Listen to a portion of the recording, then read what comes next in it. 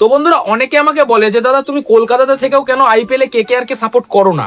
আচ্ছা, চারটে কারণ বলছি কেকেআর কে সাপোর্ট না করার। কারণ নাম্বার এক, কলকাতার ডোগলা সাপোর্টার গুলোর জন্য, যারা কন্টিনিউ বলে যায় যে বাবা কলকাতা থেকে কলকাতাকে সাপোর্ট করিস না, তার মানে তোরা পাশের বাড়ির কাউকে বাবা বলে ডাকিস। আরে কলকাতার মালিকই কলকাতার নয়, তাহলে আমি কলকাতা থেকে কলকাতাকে সাপোর্ট করে কি করব?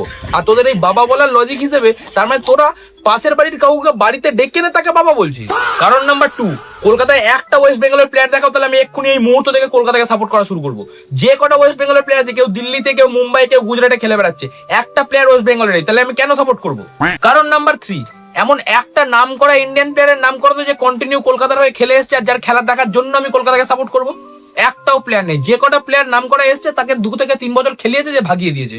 কারণ নাম্বার ফোর, যেটা বলা যাবে না, বললে আমাকে বিসিসিআই থেকে পর্যন্ত গালাগাল দেবে, তবে একটাই জিনিস বলতে পারি, এক ছক্কে নে ওয়ার্ল্ড কাপ নেই জিতায়া।